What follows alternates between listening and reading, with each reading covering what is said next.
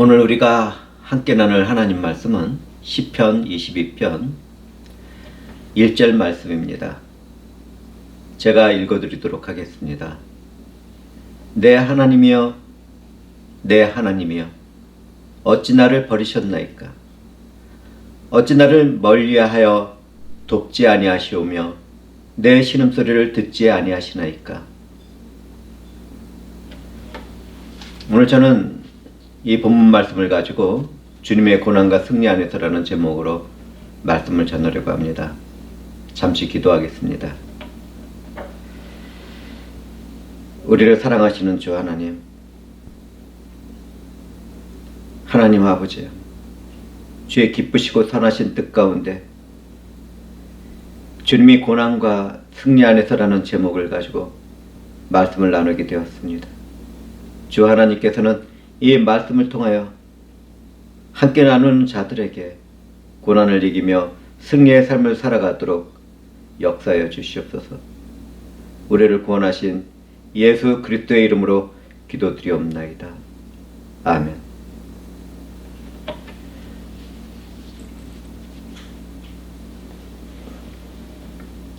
세상을 살아가다 보면 누구나 다 한 번쯤은 하나님의 자신을 버린 것 같은 고통에 빠질 때가 있습니다. 오늘날 바이러스 질병과 그 영향력으로 인하여 건강과 경제적인 문제로 고통과 시련의 때를 보내는 사람들이 늘어가고 있습니다. 얼마 전부터 러시아의 공격을 받고 있는 우크라이나 사람들도 고통과 시련의 때를 보내고 있지요. 사실 저는 오래전부터 이 전쟁에 대해서 성령 안에서 기도를 드려오고 있습니다. 저는 앞으로도 일정 기간 동안 성령의 지시를 따라 러시아뿐만 아니라 중국의 권세자들의 폭력과 제약의 일들을 위하여 지속적으로 기도를 드릴 것입니다. 사랑하는 형제와 자매들도 바이러스 질병뿐만 아니라 세상의 폭력과 전쟁에 대한 기도를 지속해 나가면 좋겠습니다. 회중들은 할 수 있는 대로 각자의 삶에서나 함께 모이는 기도에서도 이 땅의 회복과 화평을 하나님께 간구하는 시간을 갖도록 합시다. 우리가 그런 시간을 갖지 않으면 누가 그 시간을 갖겠습니까? 오늘 저는 시편 22편의 첫 구절만을 본문으로 선택했지만 설교는 시편 22편에 기록된 다른 구절에 대한 내용과 함께 나눌 것입니다. 이번 주에는 주님의 고난과 승리 안에서라는 제목으로 말씀을 전하게 되었죠.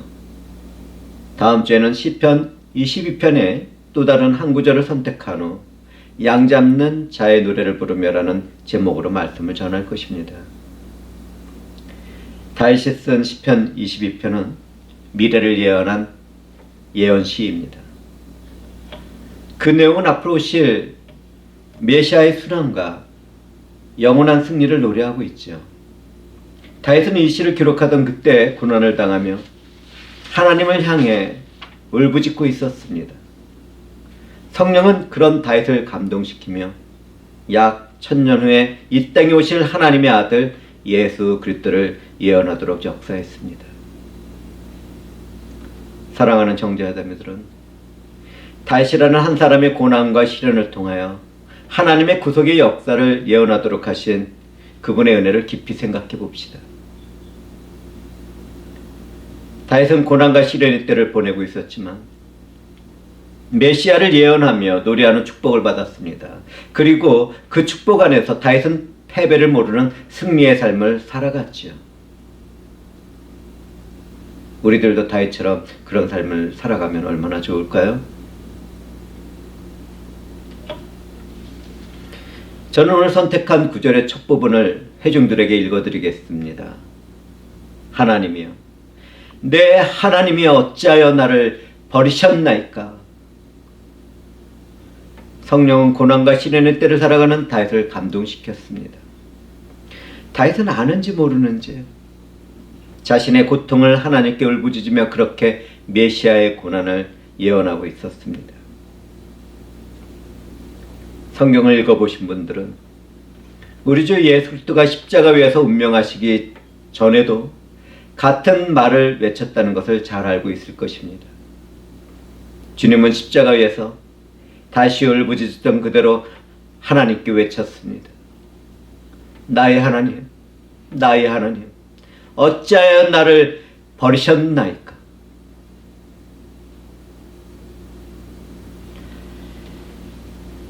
여기서 우리는 먼저 예언이 입술이 된 다윗을 생각해 보도록 하겠습니다.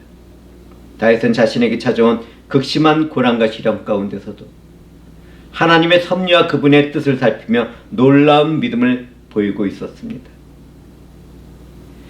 그는 하나님과의 관계가 완전히 끝날 것 같은 상황에서도 끊임없이 부르짖는 간절한 기도를 드렸습니다.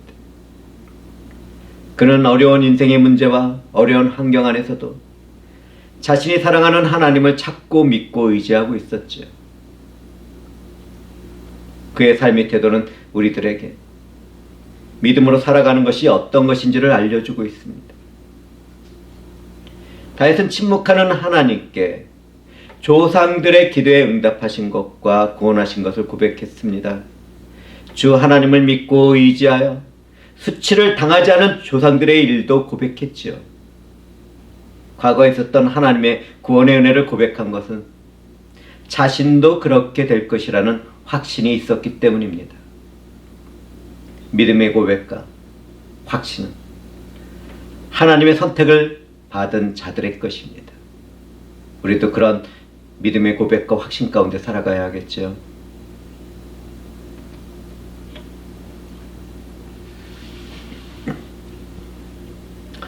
앞에서 잠시 언급했지만 우리들의 삶에서도 고난과 시련의 때는 찾아옵니다. 하나님이 나를 버린 것 같은 황량한 때를 보낼 때가 있지요. 말씀이 전해지던 이 자리에는 나의 하나님, 나의 하나님, 어찌하여 나를 버리셨나이까? 라는 기도를 드렸던 분들도 있을 것입니다. 그런 분들은 자신의 인생에 있어서 가장 극심한 고난과 시련의 강을 건넜던 기억이 있겠죠. 저희 삶에서도 그와 같은 때가 있었습니다. 죽음보다 깊은 고난과 시련의 강은 두렵고 떨리는 세찬 물줄기 같았습니다. 그때 저는 다윗과 똑같은 기도를 하나님께 드리고 있었습니다. 하나님은 그런 저에게 사랑과 은혜와 구원이 되어 주셨습니다. 저는 고난과 시련의 강을 건너게 되었을 때 아무 일도 없었을 때 가졌던 담대한 신앙을 잃어버릴 수도 있었습니다. 하나님은 그런 저에게 은혜를 부어주시며 믿음을 굳게 해주셨습니다. 저는 그때 귀로만 들었던 하나님을 눈으로 보는 축복을 누렸습니다. 오직 하나님의 은혜로 말이죠.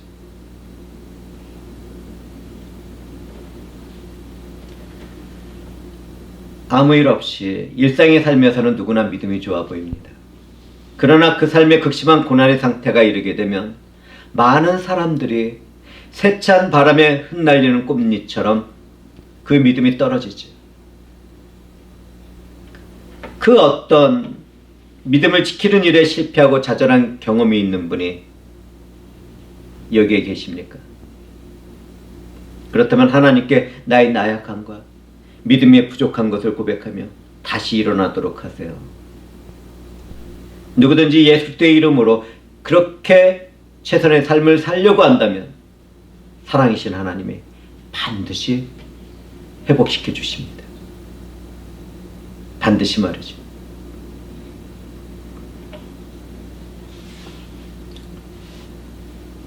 저는 사랑하는 형제자매들에게 말씀드릴 것이 있습니다.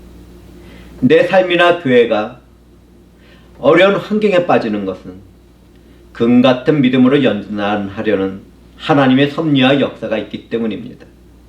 누구든지 어려운 환경 가운데 애타는 기도 생활로 들어가게 되면 오래되지 않아 하나님으로부터 오는 성과 사랑 안에서 더욱 거룩해지고 아름다워지고 탁월해집니다.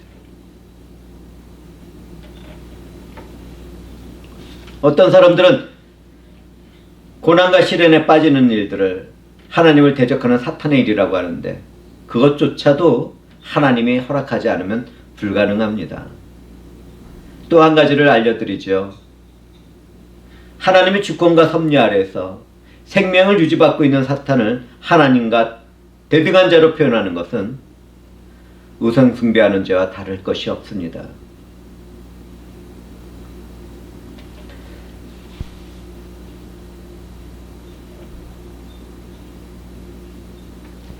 때로는 기도를 드렸는데 오랜 기간 침묵이 주어질 때가 있습니다. 정말 긴 침묵이 있을 때가 있죠. 그런데 나를 향한 하나님의 긴 침묵은 하나님이 멀리 계시기 때문이 아닙니다. 그렇지 않아요. 하나님의 영은 새로운 마음과 영혼을 소유한 성도들을 위하여 그 안에서 말할 수 없는 탄식으로 기도를 돕고 있거든요. 하나님은 침묵의 시간을 통해서 그분과 마음이 합하는 거룩한 마음과 영혼을 소유한 사람들을 창조해 내십니다. 새 창조를 이루시는 것이죠. 그때 하나님은 오직 그분만을 믿고 의지하도록 우리를 이끌어 가십니다. 또한 우리는 하나님이 구속의 역사를 이루어 가실 때에도 긴 침묵을 지킬 때가 있다는 사실을 절대로 잊어서는 안 되겠습니다. 하나님의 침묵 안에는 구원의 일이 있고 선하신 뜻이 있고 영광이 있습니다.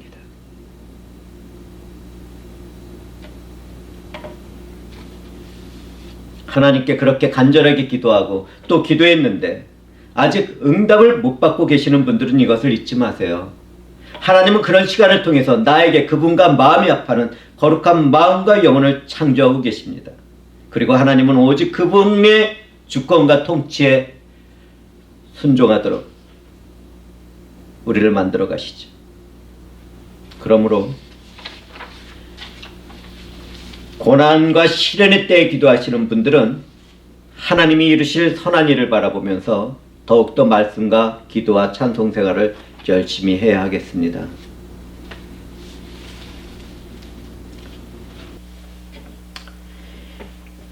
그런데 어떤 사람들에게는 지금 이 순간이 가장 극심한 고난과 시련의 때일 수도 있습니다. 누구든지 그와 같은 상태에 빠지게 되면 편안하고 아무 일도 없었을 때에는 담대한 신앙인처럼 보였던 내가 어떤 사람이고 어떤 믿음으로 살아가고 있는지 스스로를 발견하게 될 것입니다. 지금 내가 고난과 시련으로 인해서 원망과 분노와 절망 속에 깊이 빠져들고 있다면 골고다 언덕으로 올라가 보시기 바랍니다. 주님이 십자가에 매달려서 하나님을 애타게 부르짖는 양 잡는 자의 노래를 들으면서 말이죠.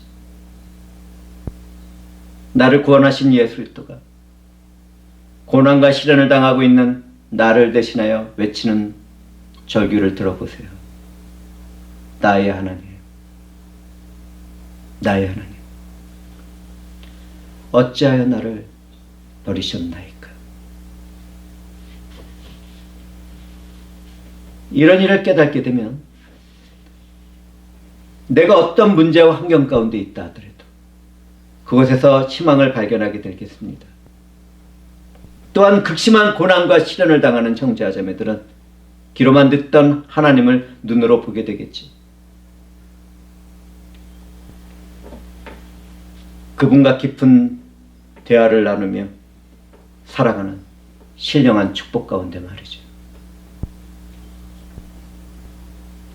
저는 아직까지도 신앙생활 가운데 극심한 고난과 시련을 당하지 않는 분들에게 조심스럽게 묻겠습니다. 하나님으로부터 버림받은 것 같은 절망과 고난의 때가 있게 된다면 나의 신앙의 모습은 어떤 모습일 것 같습니까? 그럼에도 하나님을 사랑하고 믿고 의지하겠습니까? 불평, 불만과 원망에 빠지지 않고 오직 하나님이 나의 전부가 되기를 갈망하며 그분을 깊이, 더욱 깊이 사랑하시겠습니까? 저는 살아가는 회중 모두가 그렇게 되기를 주님의 이름으로 축복드립니다. 우리는 첫 열매 되신 주님과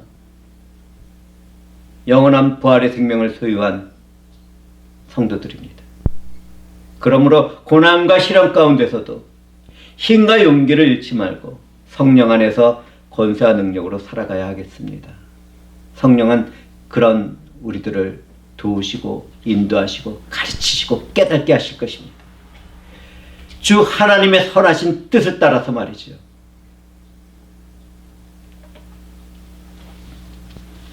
우리 주 예수 그리스도의 절망적인 외침에는 하나님의 사랑이 깊이 새겨져 있습니다. 하나님의 아들 예수 그리스도와 하나님 아버지는 각자 영광과 권능에 있어서 동등하신 구분이 가능한 인격이시지만 성령과 함께 절대로 나누어질 수 없는 한 분 하나님이십니다. 우리는 이 일을 알기 쉽게 삼위일체라는 용어로 그것을 표현하고 있지요. 삼위일체 하나님. 이것이 우리들이 믿는 하나님이십니다. 그런데 근본 하나님과 본체이신 우리 주 예수님은 십자가에 죽기까지 하나님 아버지께 철저하게 순종하셨습니다. 우리를 구원하시기 위해서 말이죠. 인류의 죄와 죽음의 문제를 해결하기 위해 인간이 대신 우리 주 예수님은 죄가 없으신 분으로 온 세상과 인류의 죄를 짊어지셨습니다. 사랑이신 하나님 아버지의 기쁘시고 선하신 뜻대로 말이죠.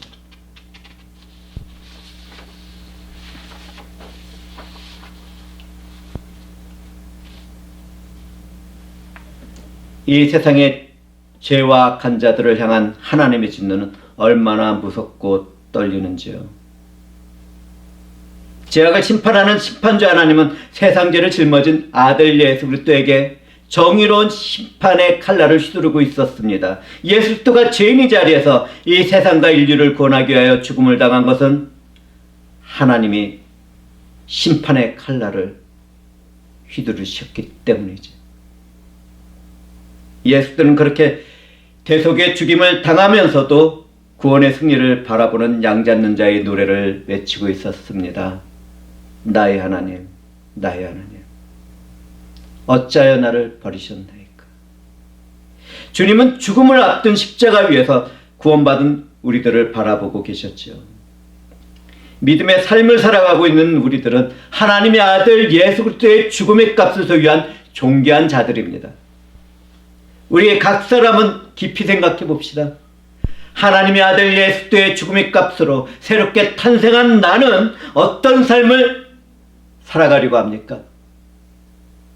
그리고 내 옆과 아까 뒤에 있는 형제와 자매들을 바라보세요. 우리 주 예수 그리스도께서 그분의 죽음의 값으로 사신 존귀하고 아름다운 새 생명들입니다. 그러므로 우리는 언제 어디에서나 서로를 존귀하게 여기며 서로 사랑해야 하겠습니다.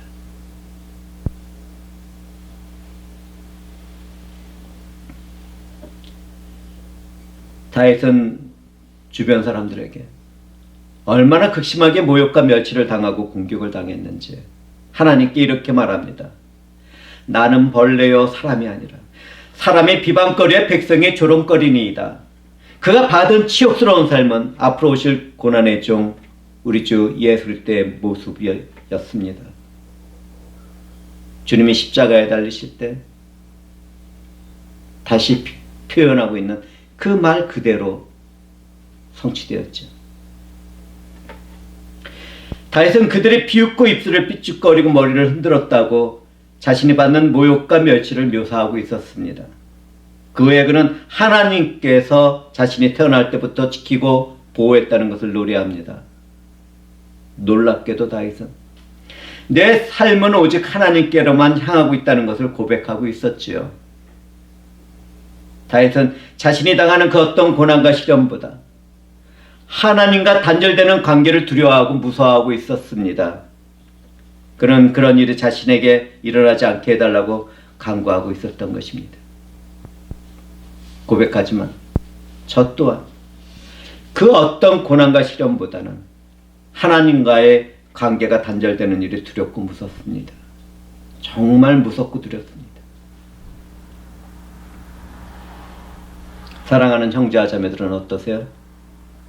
시간이 되면 제가 하나님과의 관계가 단절되는 일이 두렵고 무섭다고 말한 이 고백을 깊이 생각해 보시기 바랍니다. 그때 나는 무엇을 고백하게 될까요?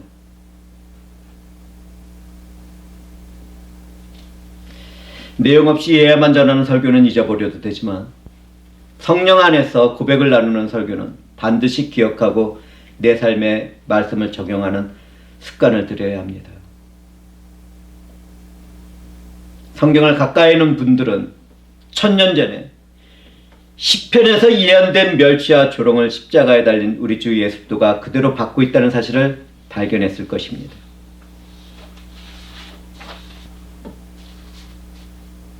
그들은 주님이 매달린 십자가 밑에서 조롱하며 말했습니다.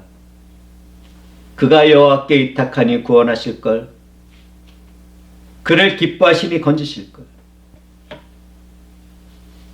이 말씀을 나누는 저의 마음이 왜 울컥하죠?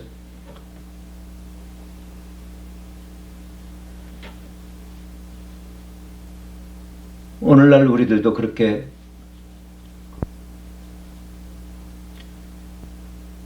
하나님을 모르고 살아가는 사람들이 있을 수 있습니다. 주님이 무슨 일을 행하시는지 깨닫지 못하는 사람들이 있을 수 있습니다.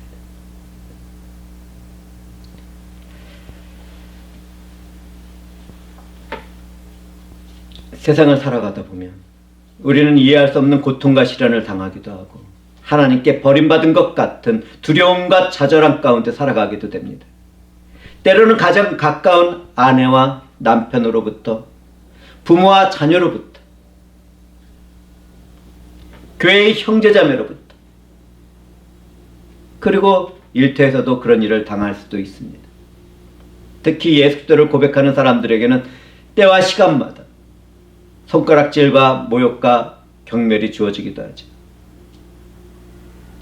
주님을 자신의 주인이며 구원자라고 고백하는 사람들에게는 세상이 조롱하며 말할 것입니다.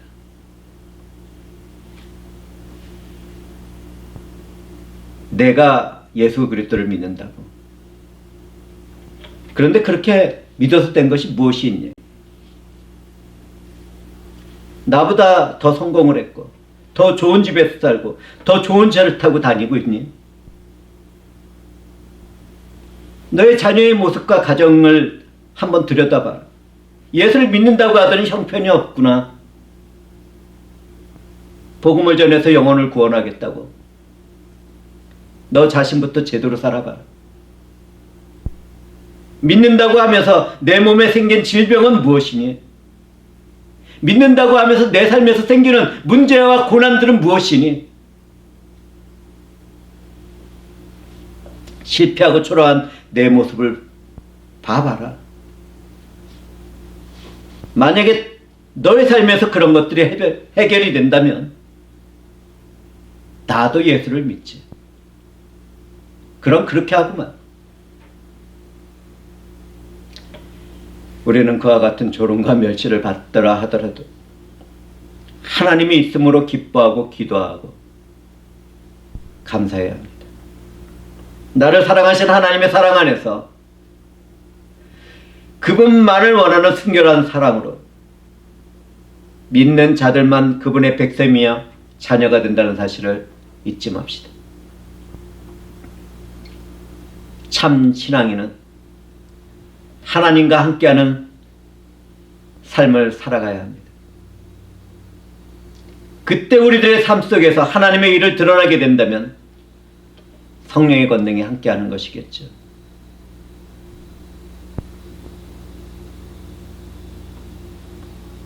그리스도인들은 비록 넉넉하지는 않지만 나보다 생활이 못한 사람이 있으면 돕는 삶을 살아갑니다. 소외되고 불편한 사람들이 있다면 그들을 찾아가서 돌봐줍니다. 나를 미워하고 핍박하고 원수로 삼은 사람들도 용서하고 그들에게까지 사랑을 나누어 줍니다. 그들을 위해서 축복 기도를 합니다. 그들이 회복될 수 있도록 끝까지 사랑합니다.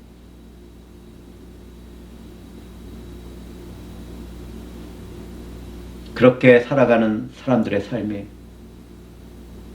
하나님께 바쳐지는 예배자의 삶인 것이죠. 지금도 영적인 죽음 가운데 불지옥에 던져질 사람들은 자신들의 비참한 모습을 보지 못하고 있습니다. 그렇기 때문에 그들은 영원한 생명을 주관하는 주님을 믿고 따르는 우리를 조롱하고 멸시하는 것이죠. 그렇다면 우리는 그들을 어떻게 대해야 하겠습니까? 그들을 위하여 애통한 마음으로 기도해 주어야 하겠죠. 하나님의 사랑을 품은 자들로서 그들에게 생명의 복음을 전해야 하겠죠. 내가 그렇게 살아갈 수 있는 것은 수치스러운 십자가 위에서 조롱과 멸시를 받은 것까지도 나의 구원을 위하여 참으신 주님이 내 안에서 살아계시기 때문입니다. 주님의 영이 역사하시기 때문에 우리는 그런 삶을 살아갈 수 있는 것이죠.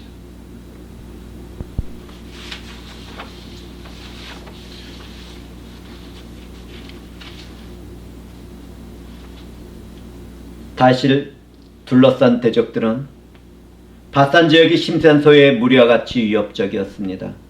다시는 그들이 잔인한 사자와 같이 보였다고 하나님께 호소했습니다. 그의 호소는 앞으로 오실 예수들을 예언하는 말씀이었습니다.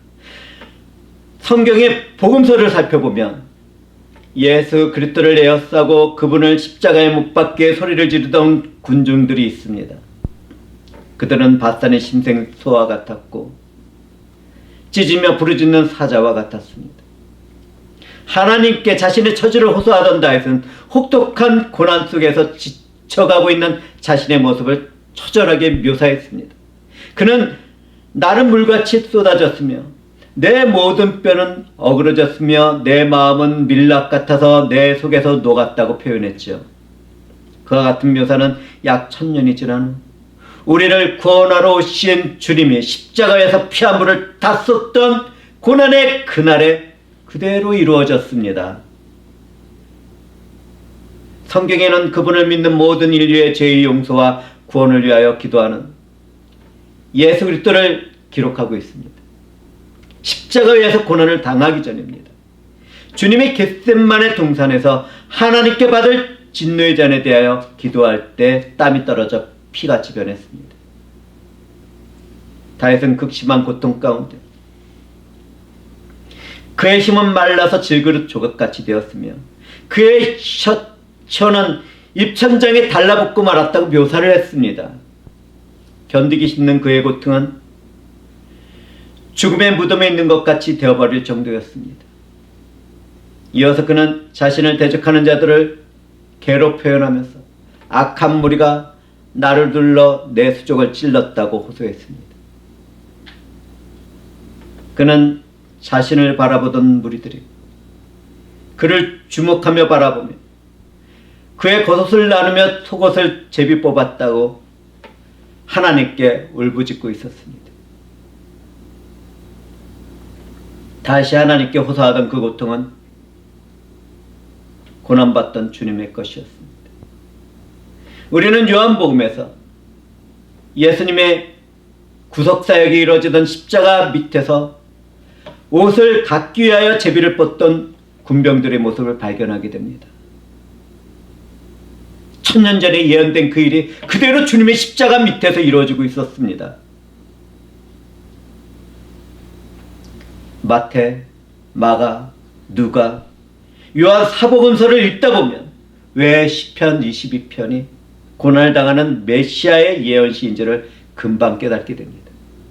우리는 다윗의 고난을 통하여 예언되고 있는 고난의 종에 대한 노래소리를 듣다가 예수 그리스도의 십자가의 대속의 죽음을 발견하게 되니까 말이죠.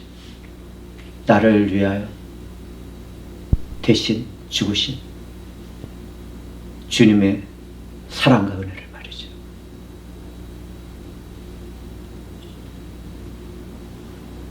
오늘날에도 어떤 기독교인들은 사건과 사고와 질병과 같은 일들로 극심한 고통의 때를 살아가고 있습니다. 하나님을 모르는 세상 사람들은 그런 기독교인들을 바라보면 하나님을 믿는 사람도 별 수 없다고 마음속으로 생각하겠죠. 슬픈 위로와 사랑을 뒤로한 채 말이죠.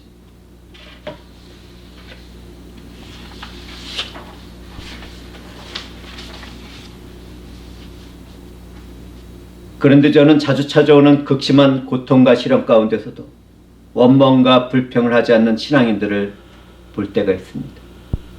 성도의 이름으로 살아가는 그분들은 고통과 시련 중에서도 더욱더 하나님을 찾고 사랑하고 믿고 의지하려고 최선의 삶을 살아갑니다.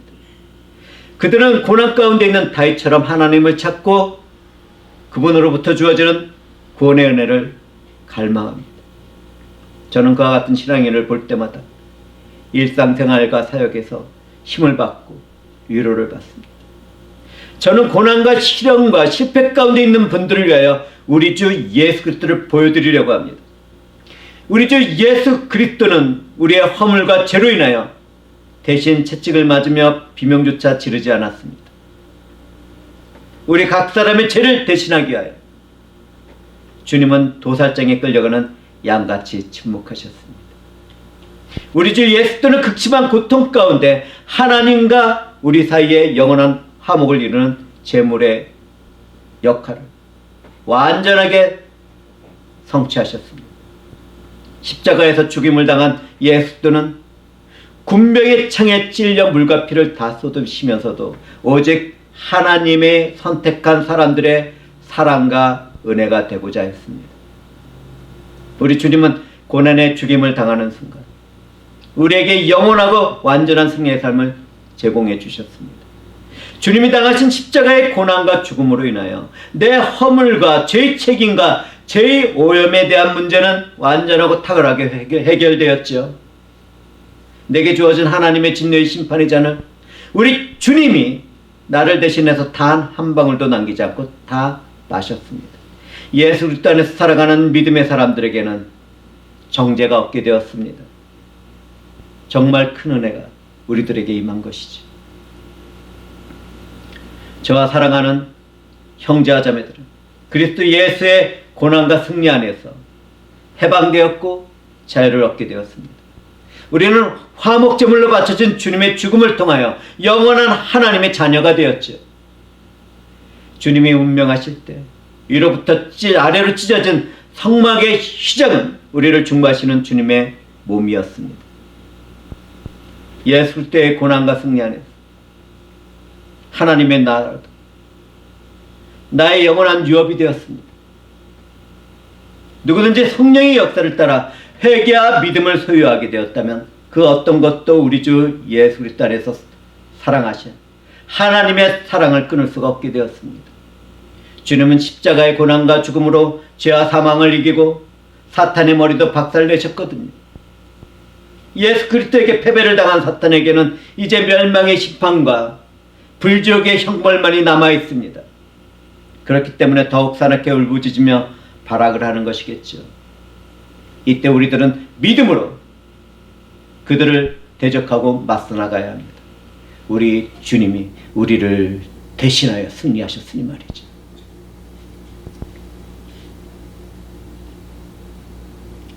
역사적인 이 사실을 알고 믿는 사람들이라면 내 삶에 어떤 고난과 시련이 찾아온다 하더라도 좌절하거나 두려워하지 않을 것입니다. 오히려 내가 주님의 남은 고난의 삶을 살고 있다고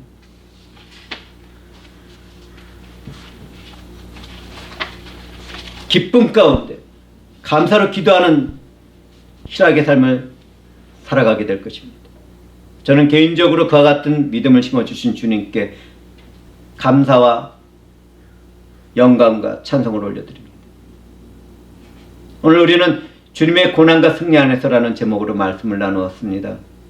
거룩한 날 하나님의 부르신 가운데 예배를 드리는 우리 모두는 우리 주 예수 그리스도의 고난과 승리 안에서 살아가는 그리스도인들입니다. 예수 그리스도를 믿는 사람들에게 찾아온 고난은 우리 주 예수 그리스도의 남은 고난입니다. 주님은 고난을 통하여 승리를 거두셨습니다. 그처럼 고난을 받는 사람들도 예수 그리스도께서 거두신 승리의 삶을 살아가게 되었습니다. 이 세상의 죄악과 죽음의 권세는 예수 그리스도 안에서 살아가는 사람들에게 아무것도 할 수 없게 되었죠. 사랑하는 형제자매들은 이 사실을 절대로 잊지 마시기 바랍니다. 고난과 승리를 거두신 예수 그리스도 안에서 우리는 죄와 사망과 사탄의 권세에서 해방되었습니다. 자유를 얻고 하나님의 자녀가 되어 그분의 나라를 소유하게 되었습니다. 예수 그리스도의 은혜 가운데 우리는 그와 같은 큰 축복을 받았습니다. 예수 그리스도에 연합된 믿음의 사람들은 육신의 삶에서는 실패할 수도 있겠지만 성령을 따르는 삶에서는 반드시 승리를 거두게 됩니다. 그러므로 우리는 말씀과 성령에 순종하는 삶을 살아가야겠습니다.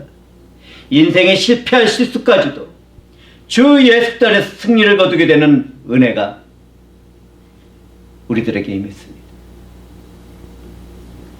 저는 우리를 위하여 고난과 승리를 거두신 예수 그리스도 안에서 삼위일체 하나님께 감사와 찬송과 영광을 올려드리며 말씀을 마치도록 하겠습니다.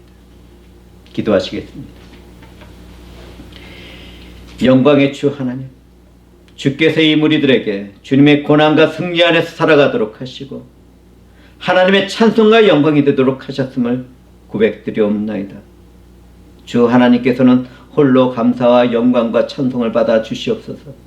우리를 위하여 고난을 통하여 승리를 거두신 그리스도 예수의 이름으로 기도드리옵나이다.